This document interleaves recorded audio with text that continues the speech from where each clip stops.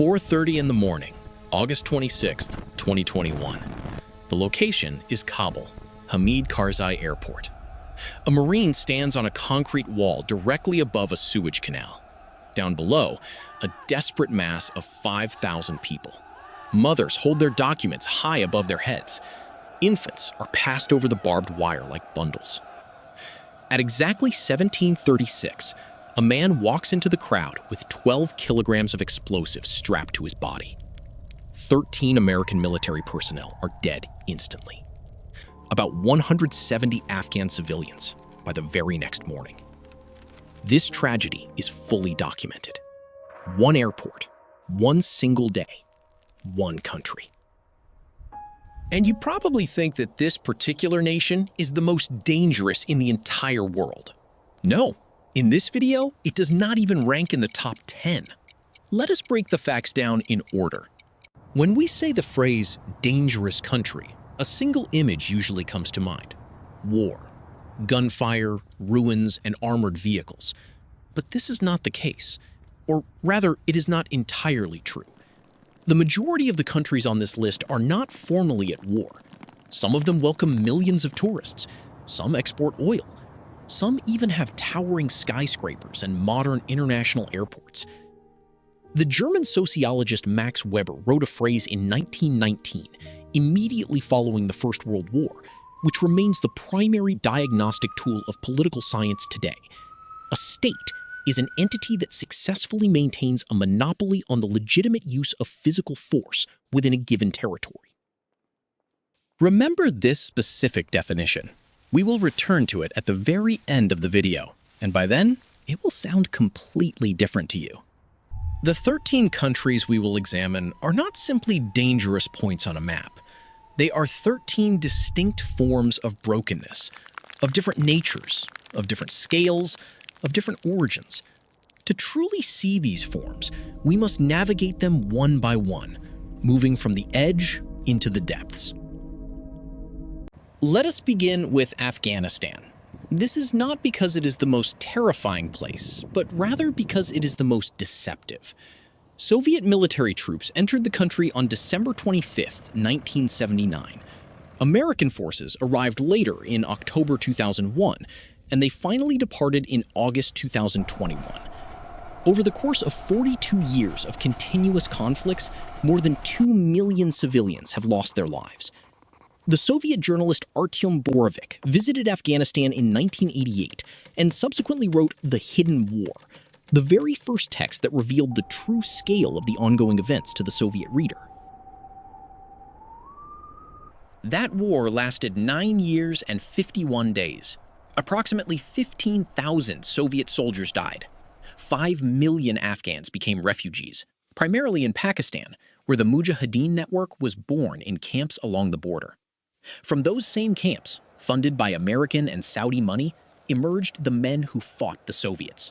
From those same men, 10 years later, the Taliban grew. And from those same camps arose the network of Osama bin Laden. The Soviets did not start the war in Afghanistan. However, the war that they waged from 1979 to 1989 established the social architecture upon which the next 40 years of violence stood, much like a rigid framework. When the American military forces departed in August 2021, they, in a profound historical sense, were leaving the very same war that the Soviets had abandoned in February 1989. It was the very same airport. They traveled the very same roads. It was the very same logic of an empire, learning the exact same lesson, with a mere difference of 32 years. But here is what is important. Today, in 2025, the number of combat deaths in Afghanistan is at its lowest in 20 years. The Taliban has established a harsh, yet functioning order. Based on pure murder statistics, the country has become safer, and this is true. However, the danger has not disappeared.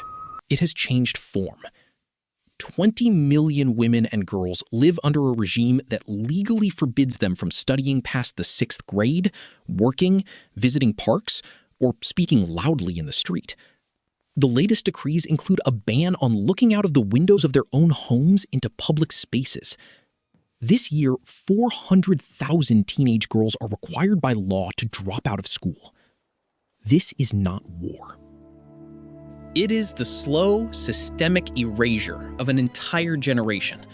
It is a different type of danger, a quiet one, the kind that cannot be photographed. Did you know about this before today's video? That Afghanistan has become safer, according to statistics, and simultaneously more dangerous for half of its population? Please share your thoughts in the comments. I am genuinely interested. And now we move to another continent, and to a completely different form of brokenness. Consider Venezuela. There is no active civil war happening here. There are no rebel factions holding large parts of the territory. In the capital of Caracas, restaurants remain open for business, and children continue to go to school. Yet about 7 million Venezuelans, roughly 1 in every 4 citizens, have fled the country since 2015. This is the largest migration crisis in the Western Hemisphere in all of modern history. It is larger, proportionally, than the displacement from Ukraine, and almost no one in Europe or America is talking about it. What broke? Not just one thing. Everything broke at once. Venezuela sits on the largest proven oil reserves in the world, larger than Saudi Arabia, larger than Russia. It holds about 300 billion barrels. Under Hugo Chavez, who came to power in 1999, oil revenues went toward massive social programs. These policies pulled millions out of poverty in the short term, but they bled the state oil company PDVSA dry in the long term. When global oil prices collapsed in 2014, everything collapsed with them. By 2018, hyperinflation reached 1,000,000% annually. The national GDP fell by 75%. To help you understand the scale, this is roughly what the United States experienced during the Great Depression, only over 5 years instead of 4. Supermarket shelves emptied out. Hospitals were left entirely without antibiotics. Children began dying from diseases that had not caused fatalities in Latin America since the 1950s. 2 distinct dangers were born from within this devastating economic collapse. The first is the transnational criminal group Tren de Aragua. It began strictly as a prison gang in 2014, but by 2024, it was operating across 13 different countries, including the United States. This is not merely a street gang. It represents exactly what organized crime evolves into when 7 million immigrants fleeing a ruined nation become its massive logistical network. The second major danger is the state itself. According to the United Nations Human Rights Office, the special police forces known as FAES killed approximately 19,000 people in the impoverished neighborhoods of Caracas between 2016 and 2019. The government called these deaths resistance to arrest. United Nations investigators called them extrajudicial executions. If you live in a poor barrio of Caracas today, your 2 primary sources of danger are the gang outside your door and the police car arriving to deal with them. What comes next is a moment where I personally paused for a long time. I had to verify multiple sources. The numbers seemed like an error, but they were not. Everything was confirmed. Honduras. In 2013, the city of San Pedro Sula recorded a murder rate of 173 per 100,000 people. In London, during that same year, the figure was just 1.1. That is a 157-fold difference. The reason for this is not war. It is not terrorism. It is the cocaine route. Approximately 90% of the cocaine entering the United States passes through Central America. A massive portion of that traffic crosses directly through Honduras. The gangs Mara Salvatrucha and 18th Street collect a tribute from every single bakery, every bus, and every street vendor. If you do not pay, you are dead within a week. This is not simply a criminal racket. This is a parallel tax system, and in many neighborhoods, it is the only one because the state abandoned those areas in the early 2000s and never returned. Yet here is what completely changes the picture. These gangs were not born in Honduras. They were born in Los Angeles. In the 1980s, Salvadoran immigrants created Mara Salvatrucha on the streets of South Los Angeles. Then, the United States initiated mass deportations, and the gangs relocated back to Central America. One of the primary security threats to Honduras was exported directly from the United States. Furthermore, the president of Honduras from 2014 to 2022, Juan Orlando Hernandez, was convicted in the United States in 2024 for drug trafficking. He received a sentence of 45 years in prison. This is not an accusation from the political opposition. It is the verdict of a federal court in New York. The president of a nation, convicted for running it as a narco state. Mexico. We must be precise. As a whole, it is the hemisphere's largest economy after the United States, rich in culture. It welcomes 40 million tourists a year, more than the United Kingdom. Yet its dangerous regions are perilous on a scale rarely matched outside open warfare. In 2023, there were over 30,000 murders. With 112,000 missing persons, the true toll nears 40,000 violent deaths a year. For comparison, Syria's bloodiest year of war, 2014, saw 76,000 deaths. Formerly not at war, Mexico has lost 30,000 to 40,000 people annually for nearly 2 decades. This particular fact gave me pause more than any other. I had to verify it across multiple sources. A country with an active constitution, a functioning parliament, universities, and a space agency loses between 30,000 and 40,000 people a year to violence. This is not just a crisis. It is a parallel reality, one that exists entirely within the borders of a fully functioning state. In Zacatecas State in 2021, the homicide rate was 112 per 100,000 people. In certain municipalities of Michoacán, it was over 200. Meanwhile, central Mexico City stands at about 7, comparable to an average American city. The difference between living in the Roma Norte neighborhood of the capital and living in Apatzingan in Michoacán is like the difference between Madrid and Mogadishu, and they are separated by merely an 8-hour drive. The Jalisco New Generation Cartel, CJNG, is not a classic gang. It is a paramilitary organization, fully equipped with armored vehicles, drones modified to drop grenades, and anti-aircraft units. In 2019, CJNG fighters shot down a Mexican army helicopter using a Belarusian-made missile. It reached the cartel through a supply chain from former Soviet warehouses in Eastern Europe, passing through Venezuela. Right now, in 2025, an organization exists in Mexico with anti-aircraft missiles, backed by a supply chain beginning in the ruins of the Warsaw Pact. The Soviet shadow over Mexico is not a metaphor. It is a Belarusian man-pads sitting inside a CJNG warehouse near Guadalajara. On October 17, 2019, in the city of Culiacán, the capital of Sinaloa State, Mexican federal forces arrested Ovidio Guzman, the son of El Chapo. Within a few hours, fighters from the Sinaloa cartel seized the city. Armored vehicles equipped with heavy machine guns blocked the roads. The families of military personnel were taken hostage. The government of a country with a population of 130 million released the prisoner. The cartel had captured a state capital and forced the state to retreat. This was not a coup. It was something far stranger. It was a demonstration that in certain Mexican states, the cartel possesses more actual military power than the state itself. Which of these facts proved to be the most unexpected for you? Please share in the comments. I am asking this not just for statistics.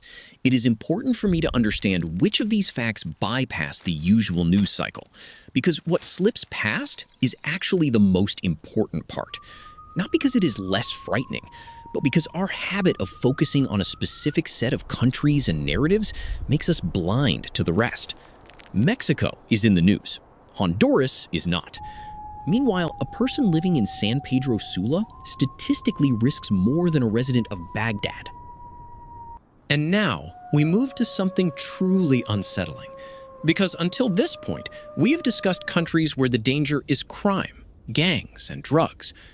Now, we turn to countries where the danger is the state itself, or its complete absence. Myanmar. On February 1st, 2021, the military arrested the elected leader and declared a state of emergency.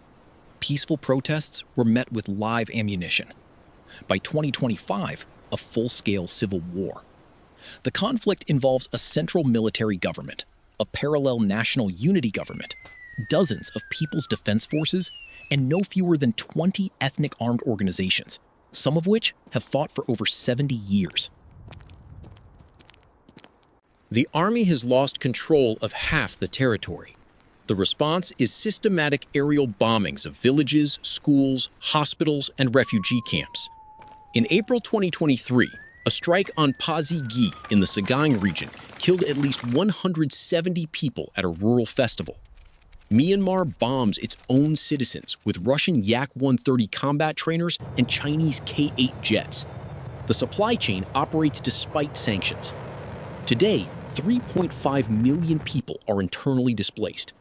Over 1 million Rohingya, victims of the 2017 operation labeled a genocide by the United States, the United Kingdom, and the United Nations, remain in camps in Bangladesh. Have you heard about this? About Myanmar? Honestly, in my experience, the answer is almost never, even among those who closely follow the international agenda. There is a real asymmetry in what the world pays attention to, and Myanmar, a country that by any objective metric of suffering should be in the headlines every single week, almost never appears there. Iraq, a country that demonstrates what happens when the most powerful army on earth destroys a state and cannot build a new one. The 2003 invasion. The pretext was weapons of mass destruction, which were never found. The result was the bloodiest urban conflict of the 21st century. In 2006, the worst year of the sectarian war, more than 29,000 civilians lost their lives. Then came ISIS. In June 2014, Mosul was captured. A city with 2 million residents fell in 3 days. 30,000 Iraqi soldiers abandoned their uniforms and weapons. These weapons, American equipment purchased with American money, fell directly into the hands of ISIS. The mass execution at Camp Speicher followed. Approximately 1,700 Shia cadets were transported by trucks to the Tigris River and shot. Everything was recorded on video. The battle to liberate Mosul lasted for 9 months. It was one of the most intense urban battles since the Second World War. Around 10,000 civilians died. The city was finally liberated. But the old city of Mosul, a historic district that stood for 700 years, lies in ruins. It has not been rebuilt. The cost of the American operation in Iraq, according to calculations by Brown University under the Costs of War project, is over $2 trillion in direct expenses. Factoring in long-term obligations, it is closer to $3 trillion. For this amount of money, it would have been possible to completely reconstruct the infrastructure of any of the 13 countries on our list. Instead, ISIS emerged. The price is not only measured in money. The true price is the loss of trust in the very idea of foreign intervention for stability. Back in 2004, Russian Middle East scholar Vitaly Naumkin, director of the Institute of Oriental Studies at the Russian Academy of Sciences, warned that destroying Iraq's statehood would trigger a regional chain reaction. And so it did. Libya, Syria, Yemen, Sudan. Today, Iraq is formally in a post-conflict state. However, 1.5 million people are still internally displaced. The pro-Iranian militias, known as Hasht al-Shabi, are officially a part of the state apparatus. They are paid by Baghdad, but they answer directly to Tehran. They operate as a parallel security structure inside the country. There are still weapons in Iraq that do not belong to the state. As long as these weapons exist, the country is not at peace. It is, at best, merely between wars. Let us return to the chain reaction. Libya is a textbook case of what happens when a foreign intervention removes a dictator and simply leaves. NATO began its bombing campaign in March 2011. By October, Gaddafi, who had ruled the country since 1969, was killed by rebel forces. The mission officially ended on October 31, 2011. Since then, a continuous civil war. There are two competing governments. In Tripoli, one government, supported by Turkey. In Tobruk, another, backed by Egypt, the United Arab Emirates, and Russia. The Wagner Group has operated in Libya since 2018, securing the military offensive of General Haftar. Haftar is a former general under Gaddafi who lived for 20 years in Virginia in obvious contact with American intelligence before returning in 2011. Between 2014 and 2024, from 30,000 to 40,000 people drowned in the Mediterranean Sea while attempting to reach Europe from the Libyan coast. Their bodies remain at the bottom. This is not just a conflict. It is the main gateway for the largest migration route on the planet. Right now, you might think you understand exactly how danger works. War, drugs, and the collapse of the state. But in 1 minute, you will realize that you do not. Because the following countries are dangerous for reasons that nobody discusses at all. Yemen. War has raged since 2014, yet few know about it. UNICEF calls it the world's largest humanitarian crisis. 18 million people out of 30 need assistance. 21 million lack reliable access to clean water. From 2016 to 2021, the largest cholera epidemic in modern history. Over 2.5 million cases. Cholera is not a mysterious disease. It is a bacterium that lives where sewage mixes with drinking water. If water treatment plants are intact, there is no cholera. If they are bombed, cholera does what it has always done. Tens of thousands of children have died from a disease that humanity learned to control more than 100 years ago. Saudi airstrikes have struck hospitals, water treatment plants, school buses, weddings, and funerals. The Houthis, for their part, have mined hundreds of thousands of square meters of territory, recruited child soldiers, and executed political prisoners. A United Nations monitoring mission documented the recruitment of children from as young as 10 years old. Young boys are sent directly to indoctrination camps, issued a uniform, a slogan, and an assault rifle, one that is taller than they are. Ultimately, there is no clean side in this war. The Houthis, a movement that the world had not even heard of until 2023, have been attacking commercial ships in the Red Sea since October of that year. As a result, they have forced the rerouting of approximately half of all global container traffic. The Bab el-Mandeb Strait serves as one of 8 key maritime choke points on the planet, and 10% of global trade by value passes directly through this single location. Consequently, Yemen is dangerous not only for the Yemeni people, it is dangerous for the entire global trade system that has been built over the past 70 years. And now, this system is being rerouted around a country that most people cannot find on a map. Honestly, when I began investigating the situation in Yemen, I could not shake one thought. How is it that a conflict leaving 21 million people without water remains almost absent from global media? This fact stopped me more than all the numbers combined. We now turn to a country whose war has surpassed Yemen's in scale, and which the world has noticed even less. Sudan. It is the largest active war in the world by the scale of human displacement.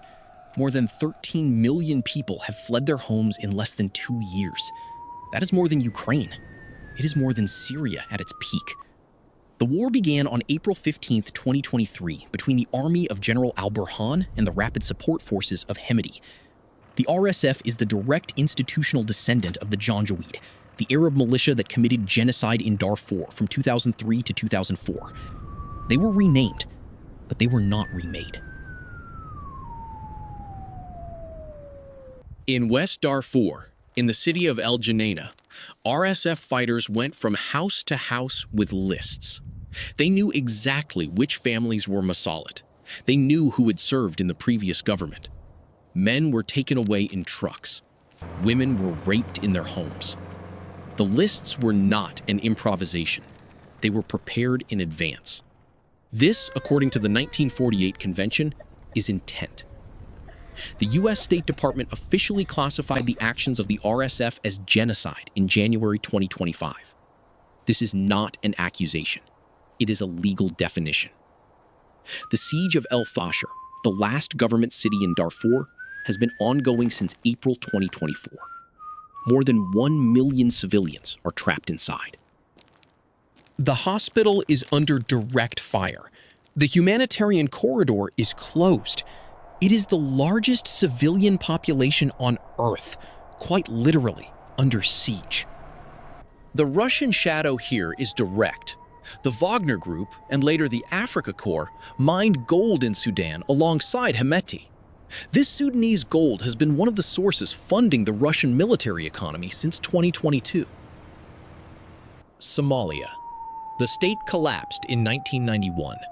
Since then, it has been the textbook example of a failed state.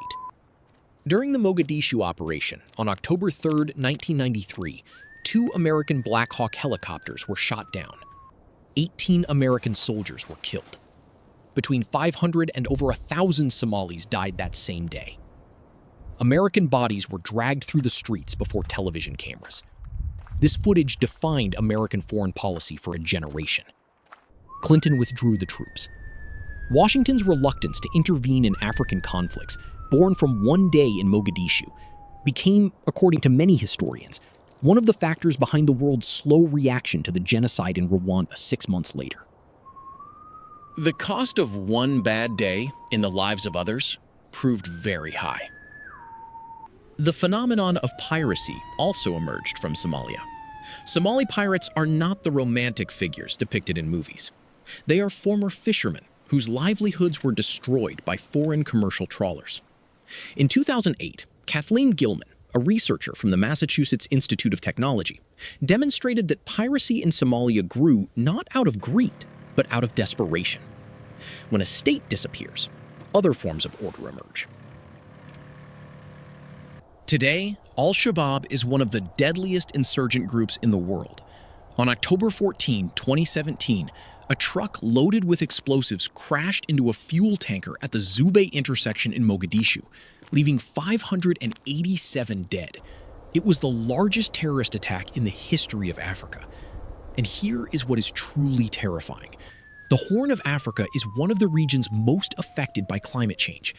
The droughts from 2020 to 2023 impacted over 6 million people. Al-Shabaab uses displaced populations as a recruitment base, young people who have lost their livestock and economic identity, and a group offering food, weapons, and purpose. The climate in Somalia is not a problem for the future. It is the current recruiter for the insurgency. In a few minutes, you will have one question. I will ask it myself and answer it.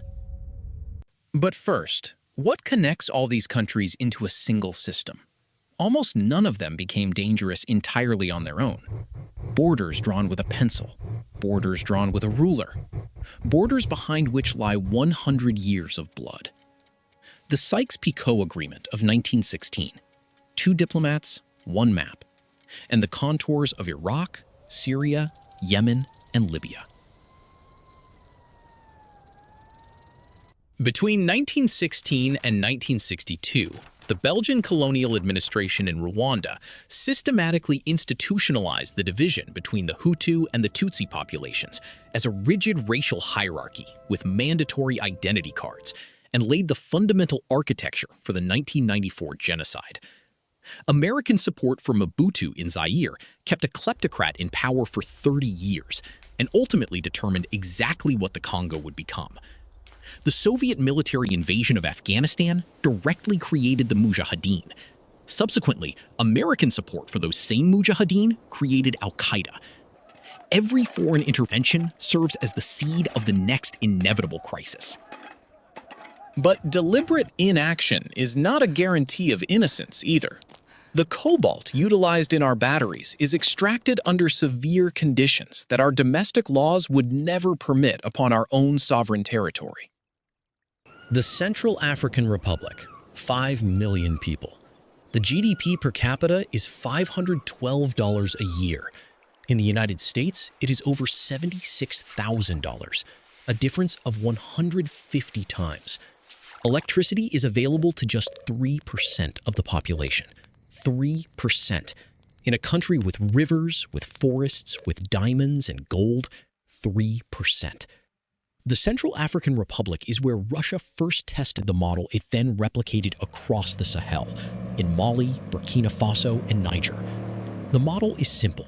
Find a weak government in a country with abundant natural resources, offer security in exchange for lucrative mining concessions, suppress any dissenters, endure the international criticism.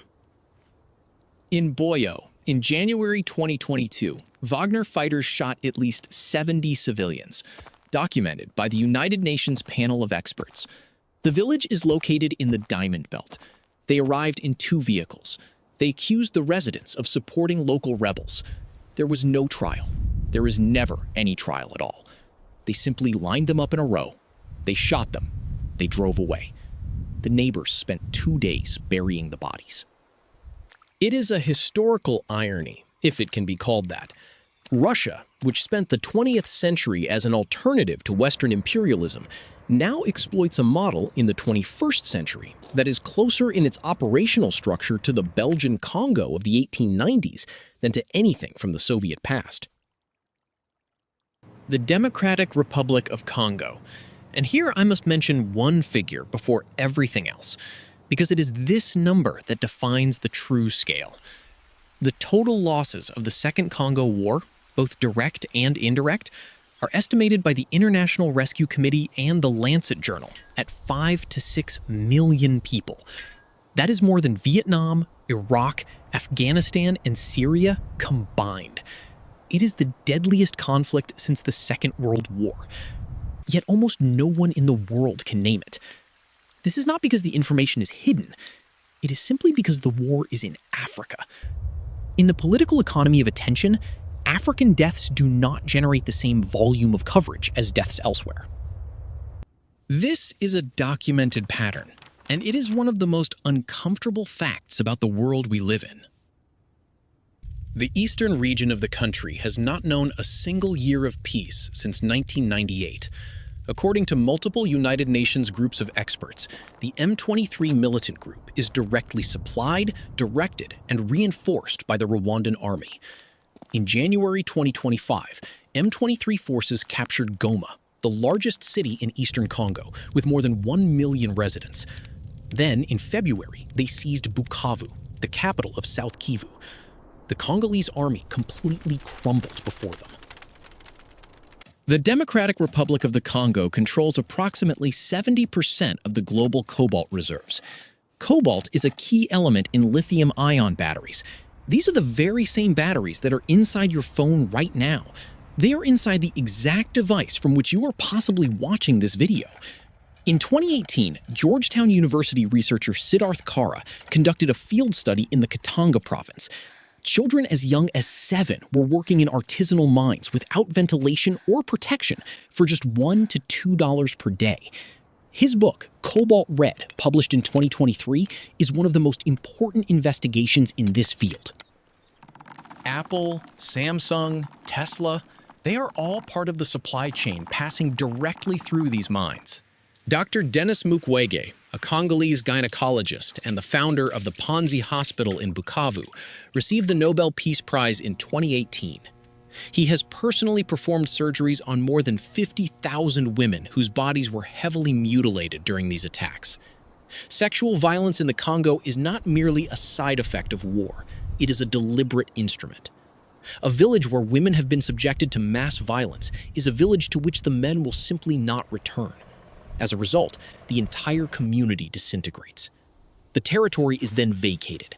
The valuable mineral beneath it is extracted. This supply chain begins on the operating table of Dr. Mukwege. And it ultimately ends inside the lithium-ion battery in your pocket. Has your view of your own phone changed? This is not a rhetorical question. South Sudan, the last country on this list, and in a certain sense, the most bitter, because this country was supposed to be proof that the world had finally learned something. It remains the youngest state in the world. Independence came on July 9th, 2011, with 99% voting for secession. The new nation was born already bled dry by 2 generations of war. It is the only place on Earth where the entire adult population has spent the majority of their lives either displaced or directly affected by conflict. In December 2013, 2 years and 5 months after independence, a devastating civil war broke out. President Kiir turned against Vice President Machar. It was not fundamentally an ethnic war at its core. It was an elite struggle for oil revenues, organized along ethnic lines, because that is how mobilization works under weak institutions. By 2018, there were approximately 400,000 dead. That represents 3% of the population. In American proportions, that is 10 million people lost in 5 years. Today, it is the most fragile state in the world, according to the index published by the Fund for Peace. The average life expectancy is 58 years, which is 20 years below the global average. Furthermore, less than 30% of girls are able to finish their primary school education. 2/3 of the entire population currently face an acute food crisis. In February 2025, Machar is under house arrest. His political faction has splintered. Violent clashes have already erupted in the northeast. The peace agreement, which had held steady for 6 years, is now rapidly collapsing. The country stands directly on the threshold of repeating the tragic events of 2013. 12 years ago, when the world celebrated the birth of a new nation, the streets of Juba were filled with people weeping with joy. Today, those very same streets remain empty. This is not because the hour is late. It is because it is unsafe. Here is the promised question. What can be done? The answer is almost nothing, in the form of asking how we can save these countries. Because the history of saving nations is a history of consequences, each time worse than the last. But there is another question that is specific and actionable.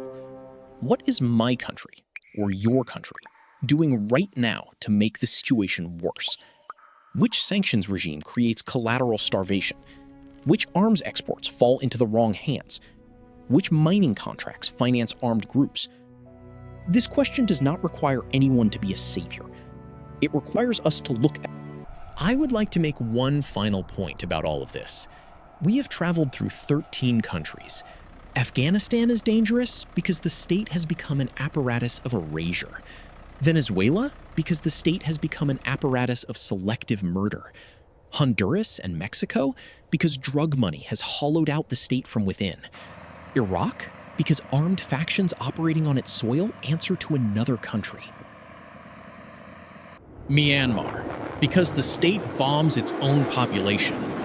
Libya, because there are 2 states. Sudan, because the 2 halves of one state have turned against each other.